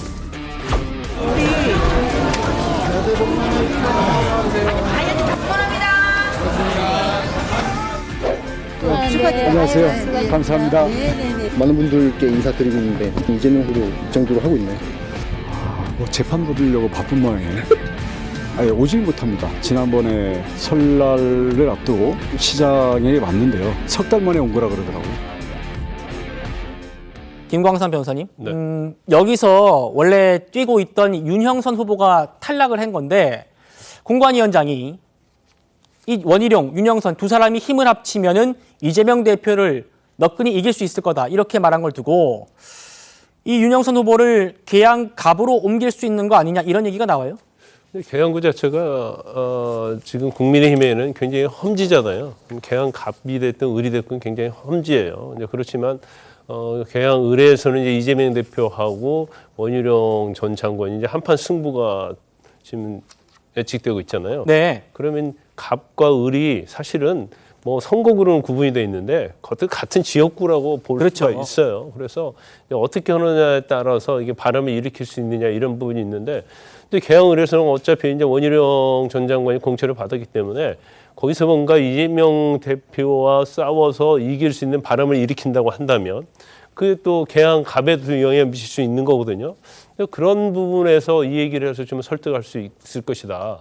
물론 지금 뭐 그냥 인지도랄지 여러 가지 측면에서 보면 오히려 윤영선 후보가 지금 원희룡 전 장관을 뭐 더 윤인할 수 있는 것보다는 원희룡 전 장관은 오히려 어떤 유명세를 얻을 수 있는 그런 상황이거든요. 그래서 오히려 이런 상황도 뭐 제가 볼 때는 괜찮을 것이라고 보고, 아마 윤영선 후보 입장에서도 보면 원희룡 전 장관이 이제 공천으로 확정이 됐기 때문에 뭐 거기에 뭐 순수히 따를 가능성이 크지 않나 싶습니다. 네. 오늘 공천이 확정된 분들 중에 이분들도 눈에 띄었습니다. 바로 이재명 저격수라고 불리는 사람들인데요. 남양주 병의 민주당 출신인 조광환 전 남양주시장, 그리고 성남 수정구의 책 굿바이 이재명의 저자죠. 장영하 변호사를 공천을 한 겁니다. 김상희 평론가님, 네. 한동훈식 이 자객 공천의 일환이다 이런 평가가 나오더라고요.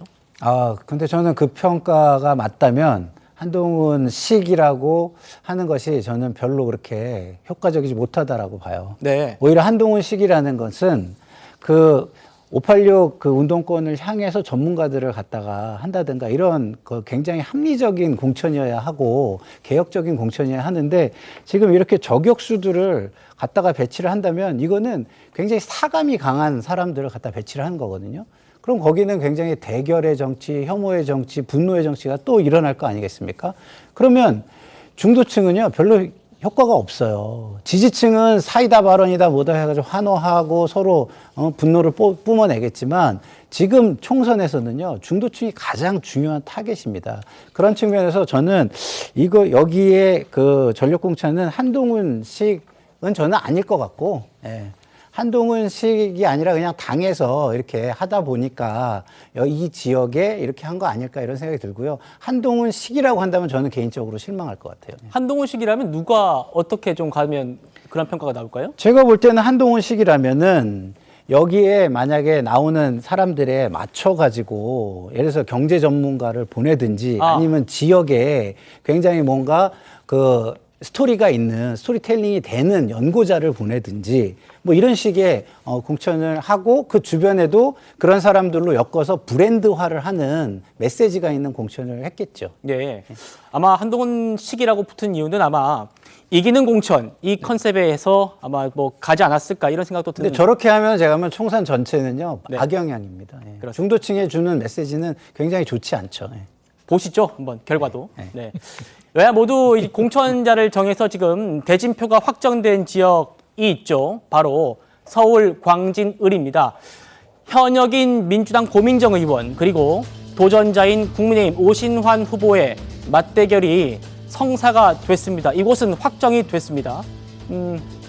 이종건 실장님? 네네. 자, 이곳의 승패가 자, 한강벨트 성적과 직결된다 이런 평가가 나와서요. 네. 저희가 좀 준비해봤는데 어떻게 보십니까? 네, 그렇습니다. 한강벨트라는 그런 표현은 아마도 이제 그 유권자들이 굉장히 많이 들을 겁니다. 왜냐하면 한강벨트는 지금 이 국민의힘의 희망이거든요.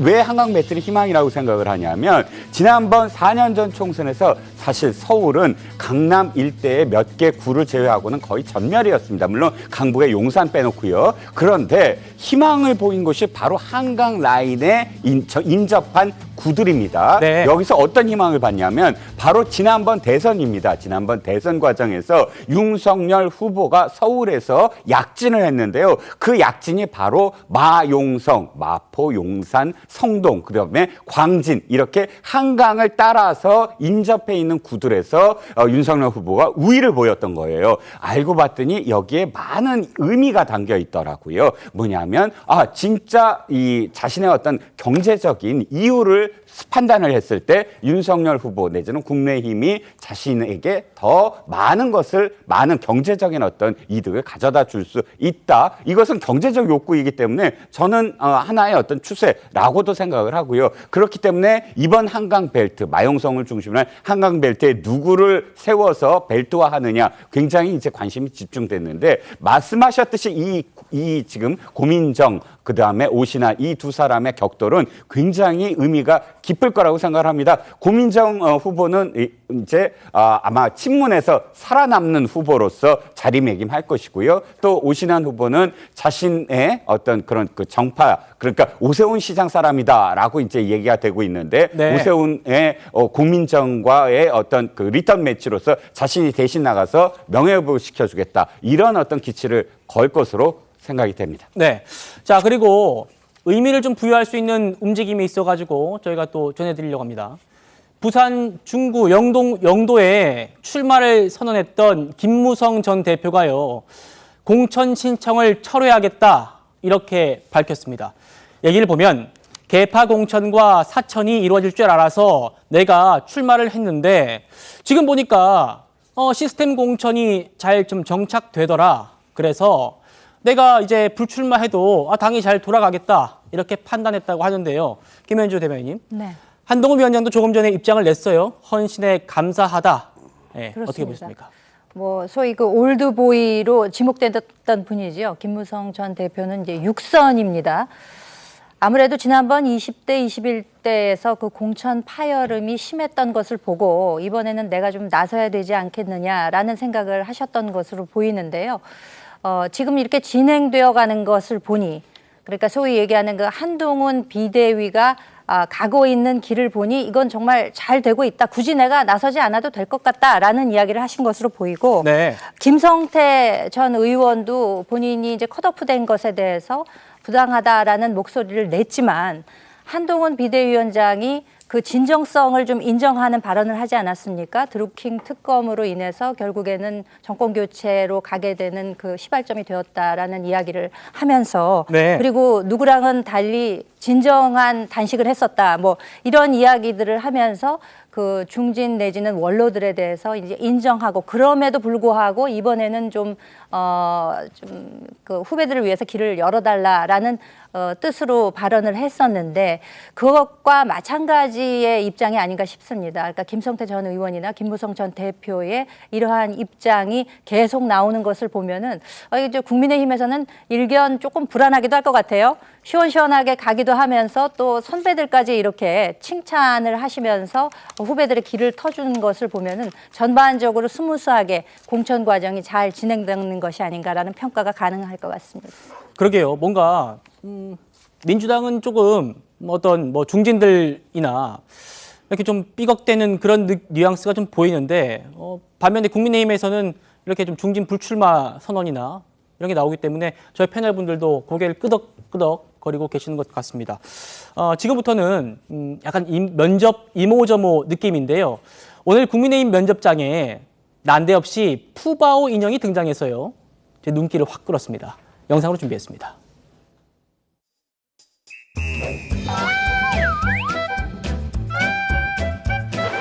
예, 제가 정치 신인이라 우리 시민들에게 행복을 주는 보물인 푸바오를 들고 오면 좀 더 면접 때 행복한 모습을 보여드릴 수 있을 것 같아서 탈을 준비했습니다. 실제 면접 때 쓰진 못했지만요. 그 용인에는 30, 40대 젊은이들이 많은데 쓰고 다니면 말도 걸어주시고 손도 잡아주시고. 저분이 너무 희화화될까 봐 실제로 면접장까지는 이 푸바오 탈을 쓰고 가지 않았다 이렇게 얘기를 했는데 어쨌든 언론의 관심을 확 끌었기 때문에 소개의 목적은 달성한 것 같습니다. 저희는 다음 주제로 넘어갑니다.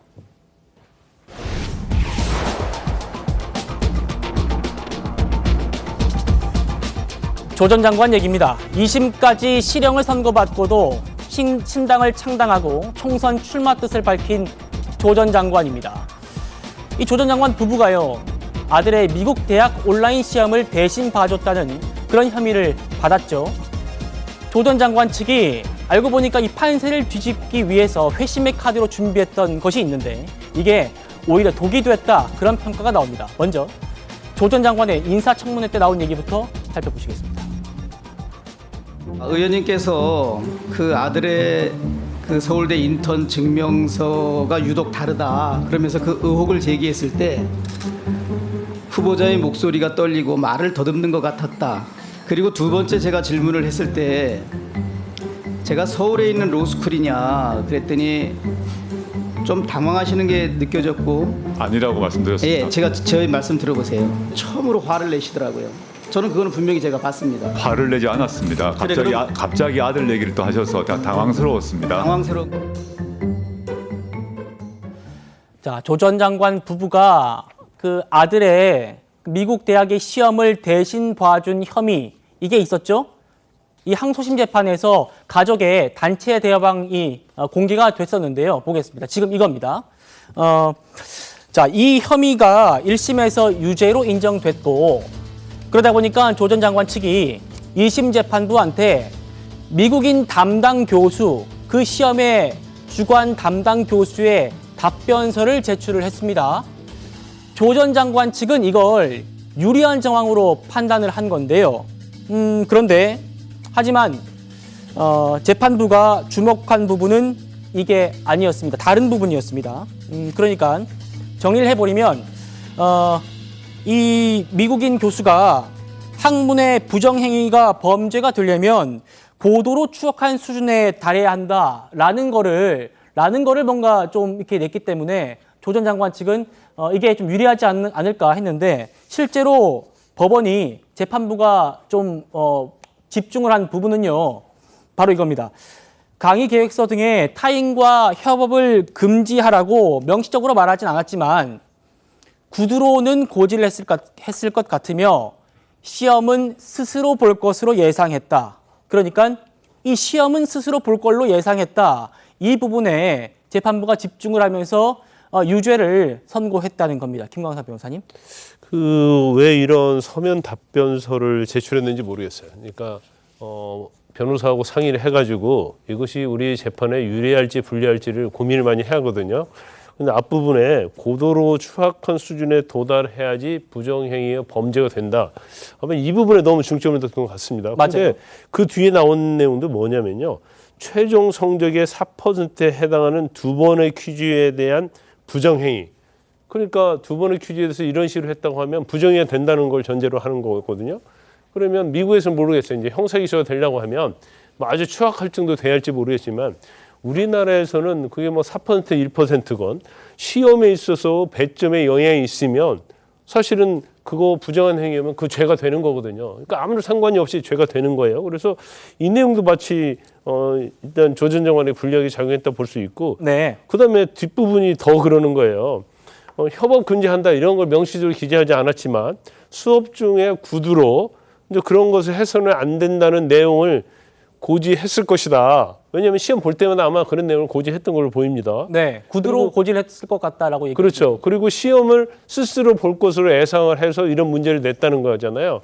그럼 스스로 보지 않고 누구와 협업을 하면 그거 자체는 뭐 미국에서는 죄가 될지 안 될지 모르겠지만 이건 뭐 부정한 행위는 맞다. 이제 그런 취지의 전체적으로 보면 그런 내용인 것 같아요. 이제 그러다 보니까 이 서면 답변을 안 냈다고 하면 사실 이제 미국 시험과 관련해서 이제 부정한 행위를 한 것이기 때문에 증거 같은 게 좀 부족할 수도 있어요. 우리나라와 또 어떤 시험 제도가 틀리기 때문에. 그런데 구태여 왜 이런 걸 냈을까? 내서 결과적으로 그 시험을 부정한 행위에 대한 이제 판사로 하여금 오히려 유죄 판결을 하는 데 있어서 도움을 주는 결과가 되지 않았나 싶습니다. 예, 평론가님. 네. 역효과 난 거 아니냐? 네. 조 전 장관이 유리하게 생각한 그 증거들이요. 네. 이 얘기입니다. 네. 역효과가 날 수밖에 없죠. 왜냐하면 그 사법적인 판단하고 교수의 개인적인 판단은 다른 거예요. 근데 교수는 사법적인 판단을 할 위치에 있지 않아요. 네. 그러니까 본인이 이거를 대수롭지 않게 생각하고 이걸 범죄가 될 정도로 생각하지 않는다는 건 주관적인 의견일 뿐인 거죠. 근데 이게 만약에 미국에서도 학생들이 문제를 삼거나 사법부로 가면 사법부의 판단이 이루어지기 때문에 거기서도 범죄가 되죠, 이게. 그리고 특히나 미국은요, 학생들이 교수 평가를 굉장히 엄격하게 합니다. 그런데 만약에 이게 알려진 상태에서 저분이 아직 그 평가를 받는 그런 상황이 없으니까 그런데 만약에 이게 거기에서 평가를 받는 상황이다. 학생들은요, 저 교수 내몰 거예요, 밖으로. 예, 그 정도로 굉장히 평가를 엄격하게 하는 곳인데 지금 그런 상황이 아니고 미국에서의 상황이 아니니까 그냥 개인적인 친분에 의해서 저 정도를 양해를 해서 의견을 제출해 준 거 아닌가. 그러나 사법적인 판단을 한 것은 아니다. 이런 생각이 듭니다. 그렇군요. 저희가 어제 전해드렸습니다만 조 전 장관이 어제 광주 시민을 생각하면 내 가족이 겪은 고통이 떠오른다. 이렇게 말하는 걸 두고 국민의힘에서 비난이 쏟아졌습니다. 들어보시죠. 이곳 광주 시민을 생각하며 저와 제 가족이 겪은 고통을 다시금 떠올렸습니다. 어쩌면 위로를 받았을지도 모르겠습니다. 광주를 능멸하였습니다. 조국 전 장관은 본인 스스로를 어떻게 판단하는지 그건 본인의 자유이겠으나 국민들이 바라보는 시선은 일개 잡범에 불과합니다. 광주를 능멸했다. 일개 잡범이다. 아주 세게 비판을 했는데 조 전 장관의 목소리가 나가는 동안 저희 패널분들이 웅성웅성했습니다. 정 교수님 어떻게 보셨어요? 쉽게 동의되지 않기 때문에 그런 거겠죠. 예. 어쨌든 그 무도한 검찰에 의해서 말 그대로 멸문지화 수준으로 수모를 당했다라고 하는 것을 인정한다 하더라도 지난 4, 5년에 걸친 동안에 어쨌든 조국 일가가 보여준 것은 결국은 위선과 거짓으로 사법부에 의해서 판결난 것 아니겠습니까? 그런 상황에서 신당을 창당하겠다고 하고 또 광주에 내려가서 본인 가족이 가졌던 아픔을 얘기하면서 광주 시민의 어떤 희생, 유가족들의 어떤 상처를 언급한다? 저는 조금은 정상적인 판단을 하고 있는 것인지에 대한 의문이 들었습니다. 지금은 개인적 명예회복이 아니라 정말 본인이 자숙하면서 어떻게 국민들의 언 마음을 녹여낼 것인지를 고민하는 것이 우선일 겁니다. 예. 이런 부정적인 시선이 많은데도 조 전 장관은 오늘 창당준비위원회 출범식을 열었습니다. 어떤 얘기했는지 직접 한번 보시겠습니다. 제대로 캐스팅보트 역할을 할 수 있는 당당한 원내 제3정당이 됩시다. 지역구 외에 비례대표 선거도 민주당과 연합하라 하시면 그리 노력하겠습니다. 반대로 국민들께서 지역구에서는 정확한 1:1 정권 심판 구도를 만들고 비례에서는 경쟁하라 하시면 그리 또 따르겠습니다. 총선이 끝난 이후에도 민주당 발목을 잡거나 국민의 뜻을 거스르는 정당이 되지 않겠습니다. 김현주 대변인. 네. 조 전 장관 얘기 같이 들으셨습니다만 원내 제3당이 되겠다 이러면서 국민이 민주당과 연합을 하라면 그리 노력하겠다. 민주당에 좀 미련이 있는 거 아닌가 이런 생각이 드네요. 본인은 미련이 있을 수 있죠. 아무리 꿈은 높게 가지라 하지만 제3당이 되겠다라는 아주 뭐 가열찬 지금 포부를 밝히시는 것 같은데 과연 그리 될 수 있을까요? 그래도 국민 여러분들이 하시라는 대로 하겠다는 이야기를 자꾸 하시는데 너무 국민팔이를 하시는 게 아닌가라는 생각도 일단 들고요. 지금 민주당에서 그 연합 비례정당 있지 않습니까? 거기에 지금 민주개혁 진보 선거 연합 추진 단장을 맡고 있는 박홍근 단장이 일종의 선긋기를 한 바가 있습니다. 그렇죠. 예, 그래서 이제 조국 신당이 생기더라도 아직 뭐 당에 제대로 된 모습을 갖추지 않았기 때문에 여기는 좀 같이 할 수 없지 않겠느냐라는 이야기를 했습니다만 그럼에도 아쉬우신지 이제 일종의 선거 연대를 이야기하시는 것 같아요. 지역구에서 여기는 뭐 전략적으로 그 출마하는 사람을 내지 않게 되면은 본인들이 뭐 낸다든지 이런 식으로 선거 연대 가능성을 지금 열어놓은 것 같은데 지금 민주당 입장에서는 상당히 곤혹스러울 것으로 생각이 되고요. 그리고 이 신당 창당하는 거, 뭐 창당준비위원회 뭐 이렇게 출범하는 거 다 좋은데.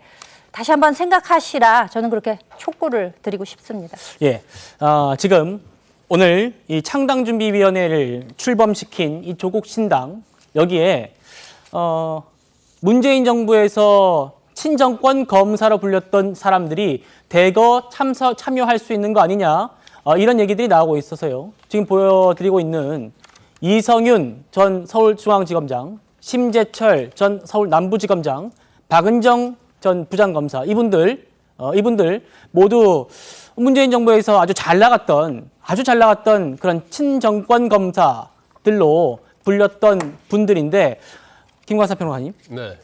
조국 신당이 지금 저희 제목으로 보여드리고 있는 친문 검사들의 집합소가 되는 거 아니냐 이런 얘기가 나오서요. 그런데요. 네. 그런데요. 김상희 평론가님. 제가 그 가능성이 이렇게 많지는 않을 것 같아요. 왜냐하면 조국 신당이 어떤 성공 가능성이 있다고 한다면 저 사람들도 몰려들겠죠. 그러면 지금 우리가 판단할 때는 기껏 해야지 비례대표 두세 석 가져갈 수 있다고 볼 수 있는데 성공하면 그것도. 그런데 본인들 입장에서 보면 비례대표 앞순위를 주겠다고 제의를 하면 모르겠지만 그게 아니고 뭐 지역구를 나가난다랄지 아니면 비례대표 후순위가라고 하면 그럴 이유가 없는 거예요. 뭐 저 신당과 관련해서 가지 않겠느냐 하는 친문검사로 일컬어진 사람은 제가 몇 명을 알고 있는데 뭐 다들 결정된 게 없다.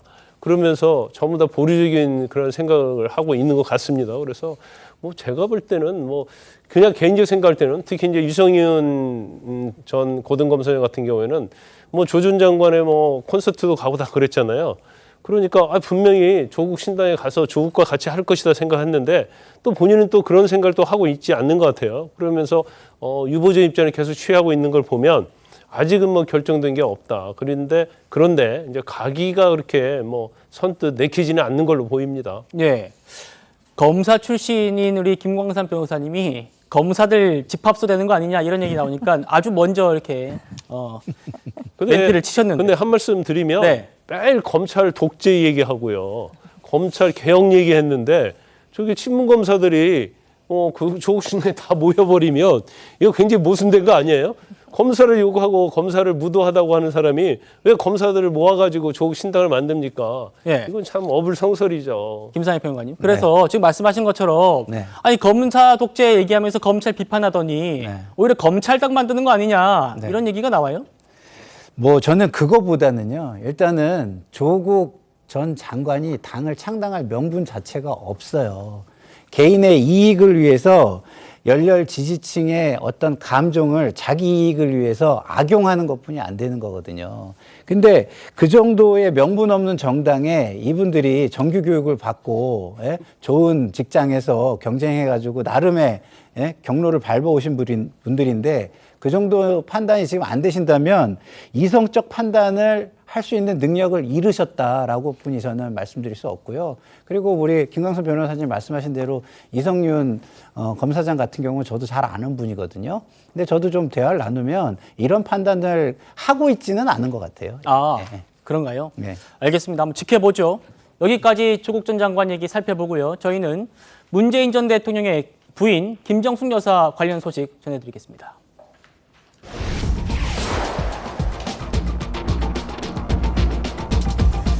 문재인 전 대통령의 재임 시절에 김정숙 여사가 청와대 여성경호관으로부터 1년 넘게 수영 강습을 받았다는 의혹이 제기됐었죠. 이 의혹에 대해서 검찰이 수사에 착수를 했습니다. 그 소식 짚어볼 텐데요. 이종호 실장님, 네네. 먼저 어떤 의혹인지 좀 정리를 좀 한번 해주십시오. 네, 조선일보가 단독 보도를 했습니다. 당시에 경호원, 그러니까 사전 준비 점검, 어떤 행사장에 갔을 때 대통령과 대통령 부인이 어떤 행사에 참여하려고 할 때 그 일정 전에 찾아가서 사전 점검을 하는 그 팀 선발부라고 하더군요. 네. 이 경호원이 바로 선발부에 근무를 하던 중에 갑작스럽게 근접 경호를 하는 가족부로 배당을 받습니다. 알고 봤더니 바로 수영과 관련된 특기가 있었던 경호원이에요. 그래서 김정숙 여사가 바로 청와대 안에 있는 그런 그 풀장에서 수영장에서 이 경호원이 김정숙 여사에게 1년여 동안 수영 강습을 시켜줬다는 겁니다. 근데 이게 왜 문제냐고요? 바로 경호원이 자신이 하지 않아야 될 일을 강요받았다. 즉 직권남용, 권리행사 방해를 한 겁니다. 그 네. 혐의로 고발을 당했습니다. 그 고발을 당한 것과 관련돼서 이번에 중앙지검이 형사 일부에 배당을 한 것입니다. 예.